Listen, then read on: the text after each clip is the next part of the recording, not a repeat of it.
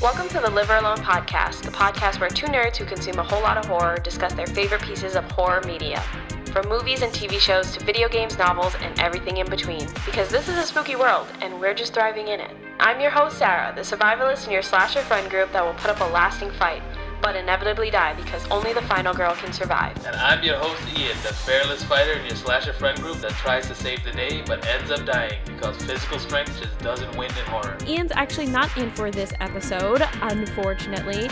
He is taking a break from this one, mostly because of timing and commitment issues that we just decided, like, you know what, it'll just make more sense if I just do this one alone, but also because this piece of content is something that I consumed by myself, actually, and he hadn't. So it kind of didn't make sense for him to sit in and talk about this one if he didn't have any individual opinions on it, especially because he just heard the recap of what I consumed. He would just reiterate everything that I said anyway. So we just felt like it would be the best decision for me to do this one solo, but don't worry, he will be back. But in today's episode, we're talking about a story from a dark side of the internet, from the fictional world within the Reddit community, and the place where horror fans need another scratch to their spook-obsessed itch. That's definitely me. Creepypastas. And I'll be discussing one creepypasta story that has stuck with me for many, many years. I read this one a long time ago, y'all, but before I begin talking about S.A.R. Woods, I do want to give a brief synopsis of what creepypastas are. So I feel like a lot of people who are listening to this podcast will probably know what creepypastas are, but if you don't, it's essentially a sub-community in the online world. So it falls underneath the Reddit world, the Reddit side of the internet, if you know what I'm talking about. And Reddit is known for having a lot of sub-communities, so you can have topics about just about anything, and there's a community on Reddit about it.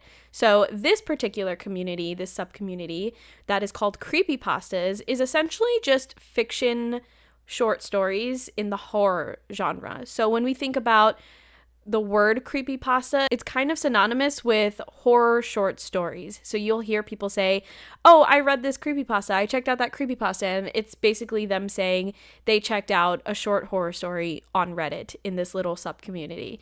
So that's essentially what it is, and if you're anything like me, if you've watched all the movies, you've watched all the TV shows, you've read the books, and you want something else, and you want something that was created by fellow horror fans for other horror fans, this is the perfect place for you. It has like a whole different kind of genre when it comes to horror that I sometimes just specifically refer to as creepypastas. It has a different vibe. It's very, very interesting. It's very meta, but it's also like super nuanced and it's interesting. A lot of people have bad rap about it, but if you are part of that horror community, you get it. So I highly recommend if you are looking to scratch that itch. This one in particular, S.A.R. Woods. S.A.R. stands for Search and Rescue Woods. This one is a really, really long creepypasta. Some of them can be a paragraph long, some of them are a few sentences long, and that kind of goes with the whole thing of it being a horror short story, right? But this one is long. It's 8 parts, and each part is pretty extensive. They are not just a couple of paragraphs each. It's like a whole story per section, and there's 8 sections. It took me a pretty long time to read it when I first read it, but it was 100% worth it, and I sped through it given the amount of words that I needed to read because it was just so entrancing. It was very, very interesting and spooky as hell. It's told in an online diary / forum / blog post kind of vibe. I will say this story is old. This is not in like Instagram story era, tweet era, although Twitter has been around for a long time. It's definitely not those short little snippets type of stories that you get on Twitter where there's like a thread of a bunch of tweets. It's much longer than that. It really reminds me of blog posts where there was this era in the internet where we would write extensive diary entries that were to ourselves, technically, like we were just venting online, but you knew that you had an audience, that people were going to come and read your little online blog. I like to think of it as Zanga, and I think that's important to specify here because when you're reading it, if you go and you check it out afterward, you're gonna see the difference between an online diary where people tune in and read it as opposed to like a thread of tweets, if that makes sense. But the story itself is about a search and rescue officer. So this officer is kind of like the equivalent of cops, but they specialize in searching and rescuing missing persons who go missing in the woods. I'm assuming this is for like national parks, public parks, stuff like that.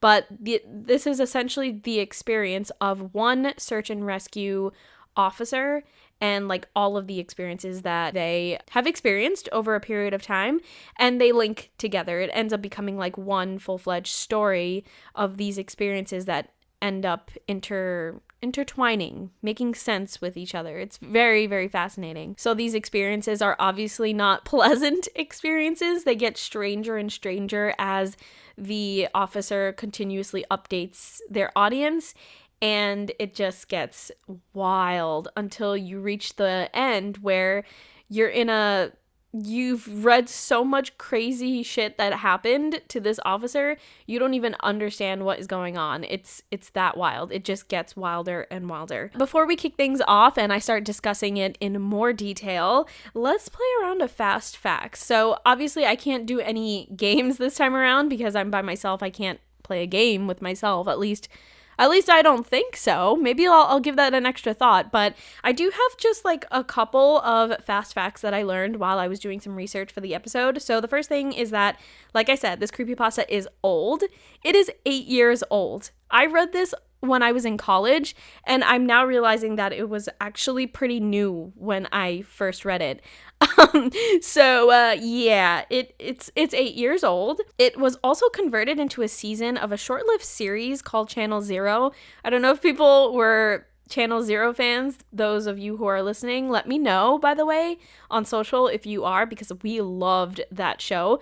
But that was a Shudder TV series. And there was a season, I believe it was the 3rd season, called Butcher's Block, and it was an interpretation or a rendition of this story. So very, very cool. And yes, the author, the original poster of this story, did get writing credits for that season. So it was pretty legit. And the last thing that I have here is that there seems to have been like severe backlash about the original poster, not explicitly saying that the story was fiction. So that just goes to show how realistic some people thought this story was. And eventually the original poster had to confirm that it was in fact a piece of fiction on a separate Reddit post or creepypasta post, and they needed to come clean and say that it was fiction for their mental health because they were getting like severe backlash. However, when I went to go look for the post of them confirming that this story is fiction, I couldn't find it. I'm pretty sure the original poster deleted it. So I don't know what happened there, but that was just an interesting tidbit to find while I was doing research. But let's get into the main part of this show. So let me just start by explaining why I picked this piece of content. Like I said, I read this story a long time ago. I read this story way back in college, and I still remember it, and I have been out of college for a long time. This story came out 8 years ago, so I'm pretty sure that when I read it, it had very shortly come out. So I actually remember this so clearly. It's absolutely wild how selective my memory is, but I remember that I had a huge gap in between classes. I had like a 3-hour gap, and I did not want to do anything but just lay around in the school library. And a lot of us did that, actually. We would find our couches, our designated couches in the college library, and just plop there and fall asleep, do whatever it is that you needed to do in between classes. But this particular day, I'm pretty sure I was having one of those moments where I was like reading nonstop creepypastas, and I stumbled upon this one, and it had a lot of upvotes even back then. So I just started reading it, and I just recall reading it and becoming so obsessed with it from the moment I started reading it that my 3-hour time gap in between classes had passed, and I picked up my phone and I walked to class while reading it. After class, I walked to like commute home while reading it. I read it throughout the entire day, and I finished it that same day. And like I said, it was a long story, so that's a big one for me. I'm not a good reader, like I'm a slow reader. So yeah, that just says a lot about the impact of how fascinating this story was. And there's just so many things to love about it. It's so creepy. But let me get into my points here. The first thing that I have here is that the format is so easy to read because, like I said, it's written in a format where you feel like you're reading someone's diary, but it's also addressed to you as the reader. So you just feel like you're very involved in what's going on. You feel like you are literally reading status updates on what's going on with this search and rescue officer, talking about the different experiences they had when they go out into the woods and they're searching for particular people. They're going to a particular area in the woods. Perhaps they're familiar with it, perhaps they're not.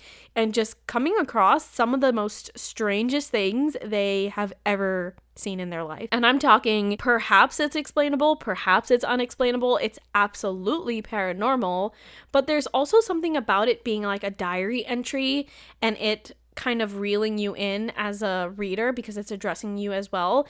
That whole culmination of that makes it so believable. It's also to a point where it's like, this is a real job. This is not like a fake job that someone made up for the story. So everything just kind of aligns for it to be super believable. And the lines really blur in terms of fiction and reality here, which is why I kind of understand why a lot of people were kind of begging for the validity of this or the confirmation that this is fiction or not, because it's super hard to tell, to be honest with you. And I feel like that's something that's quite common in the creepypasta world. A lot of stories are written in this way. They're written in a way where you can't really tell if it's fake or not because people are posting as if they're just posting in a forum. And not necessarily like, this is my story, this is the intro to the story, and this is me talking about the story, and now here's the story, if that makes sense. So it just seems so believable from start to end, and that's what makes it even creepier. Because the things that this search and rescue officer is finding in the woods is so unbelievably creepy that you don't want to believe that this is real. And if it is real, then, reality is scary. It's super scary. I can't recall off the top of my head some of the things that, well, I can actually. There are some things that I do recall from the story, such as there's something super notable. This person comes across just floating doors, just doors with staircases leading up to it. Floating. I mean, like, you're in the middle of a large field, there's no buildings, there's no structures, there would just be a door with a staircase leading up to it, and this person, it was just, like, in the midst of a project, like, or in the midst of, I don't want to say mission, that sounds too epic, but they were in the middle of, like, a search and rescue kind of situation, and they come across just, like, a floating door that has nothing attached to it. That is deeply disturbing if you think about the way that this story is written, the way that it's structured, and the way that it kind of blurs lines with reality and fiction. It's disturbing to think about that particular thing being seen in the woods as reality. That is so scary. If I was to go out and take a hike, which I've been doing a lot lately, and see that in the middle of my hiking trail, I would lose my damn mind. I would absolutely book it out of there. That is so scary. And that is just the tip of the iceberg with this story in terms of examples of what the search and rescue officer sees while they're out doing their thing. It gets crazier. It gets more and more wild as the updates keep coming. It starts with doors, it starts with little glitches in the air, and then it advances into moving things, into scenarios, into scenes, into a whole bunch of different sequences that just get more and more bizarre, which makes you so terrified of the woods, first of all, of this job. Absolutely not. I'm never doing this job ever. Not interested. Of camping. Just like, there's so many things to be scared of when it comes to the woods and its vastness and its mystery.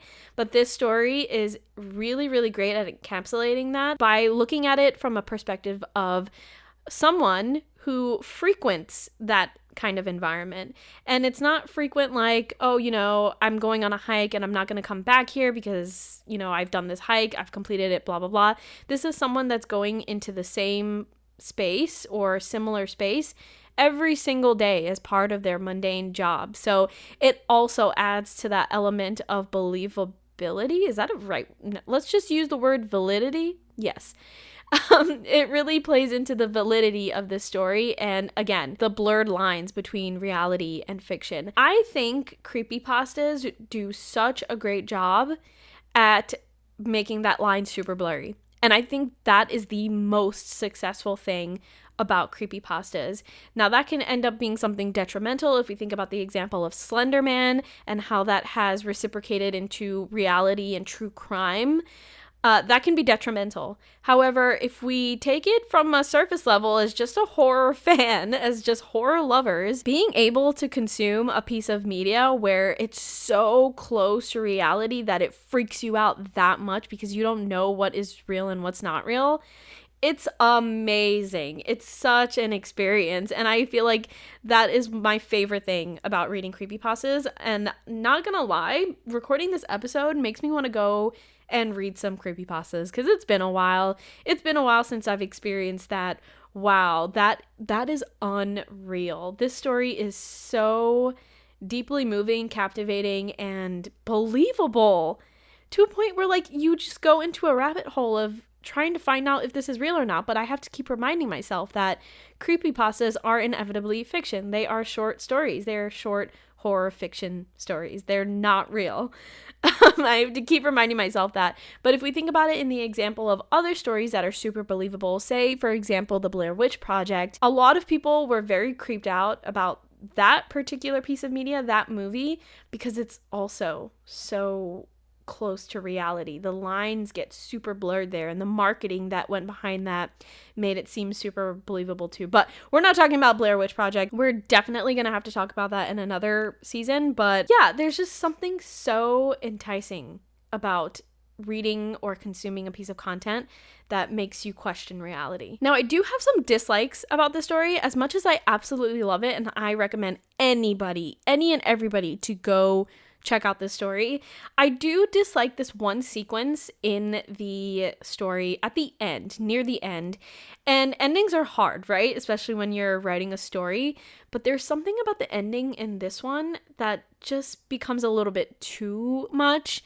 I think what I love most about creepypastas and this story is that there was a subtlety to it the entire time, and that just lends into that eerie, creepy believability. I keep saying believability.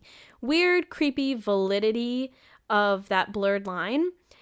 And at the end of it, it becomes too much. And then all of a sudden that blurred line becomes completely concrete. Like, yeah, this is fiction. And it kind of ruined it for me. So if you don't like endings that aren't perfect, you might be disappointed here. And I was disappointed, to be honest with you, after finishing this story. But what sticks with me after years and years of reading this is not the ending, but the journey, the process. The whole story before the actual ending is what sticks with me. And it has been 8 years and it still sticks with me. So I still think it's a 100% worth it read. Just know that the ending isn't ideal. It's very dreamlike and it's strange. And I will actually say that dreamlike kind of vibe is definitely replicated in the Channel Zero interpretation of it, that Channel Zero season 3 Butcher's Block. It's very dreamlike as well, and you definitely get that vibe from the last few scenes of the story. So they were able to take that and run with it and do really well with it, but in my opinion, I did not love the way that the story ended, but that's just me. I will also say that the interpretation of Channel Zero, their interpretation, their rendition of it, they definitely took creative freedom there, and they turned it into something that I don't think replicates exactly what the story was replicating. Like, they took ideas from it, and to be honest with you, they probably took more ideas from the ending that I dislike more than the rest of the story, at least in my opinion. But I don't want to go too far into talking about Channel Zero because I feel like we should definitely do a few episodes on Channel Zero. Very, very short-lived TV series. It was so good. It got better as the seasons went on, and then they canceled it. I'm so sad about that. But the last thing I do just want to acknowledge, like, while I was doing my research for this and seeing that people were really severely bullying the original poster to confirm the validity of this story, I just want to say that I dislike that. I love creepypastas for being subtle and for having that perfect level of blurred lines where the original poster shouldn't have to confirm if it's fake or not. I understand that that's pretty dangerous nowadays, especially after the whole instance with Slender Man, but there's also a line where people cross a lot on the internet and on Reddit where bullying becomes something to an unbearable extremity, and I definitely don't want to condone whatever happened to the original poster. Like I said, I did not see what the actual confirmation post was, but from what I saw in terms of the comments underneath that now deleted post, it looked like that person was very much suffering with a lot of mental illness issues or suffering with a lot of bullying issues, and it became to be too much to a point where they needed to post something. So I just don't condone it, and I just want to say that I really, really disliked learning about that while I was doing the research for this. But all in all, the story itself, the story for what it is, absolutely fantastic. So good. I highly recommend that you check it out. Like I said, it's long, but it's definitely not long when it comes to like novel level or novel length kind of pieces. So you can definitely read like one section a day. If you are antsy like me and you need to know what is going on, you're probably just going to speed through it, to be honest with you. It's just me that I'm a slow reader, but I will just say it's not a couple paragraphs long. It's definitely lengthy, but I do recommend, and I will absolutely link it wherever I can put in show notes so that you can check it out. I found a more accessible website where you can just click through each section and it'll be like next section, next section, next section, and you won't have to worry about like, oh my god, did I miss a section? Because I feel like that happened to me when I first read this. But yeah, definitely let me know if you want to hear more of like a tie-in episode where we tie this story into the show. And you'll definitely hear from Ian in terms of that episode if we do end up doing it, because he saw the show with me and I have all of the knowledge of reading the story before seeing the episode. So we'll have dynamic opinions on that for sure. And I do have a question for the audience, per usual. I'm pretty sure once we get into season 2, I'll be able to actually share some of your responses in episodes because this season has already been pre-recorded, but send in your thoughts, y'all. I want to hear what you think about these things and answer the questions on social media. You can find us at liveralonepod on Instagram, TikTok, and YouTube. But the question that I have for you this week is, what is the scariest short story you've ever heard? Recaps are absolutely welcome if you can't remember the entire story, but I am excited to hear some short spooks, if you will. But thank you so much for listening. If you liked today's episode and you want to hear more, do us a favor and leave us a rating, or simply subscribe and continue listening. Every little bit counts and every little bit helps us continue to the show. I hope you didn't miss Ian too much. He's definitely going to be back, don't you worry. But tune in next Wednesday because we're going to be talking about another creepypasta. But this one has been turned into a full-fledged published novel. But for now, We'll see you in the kitchen with a knife.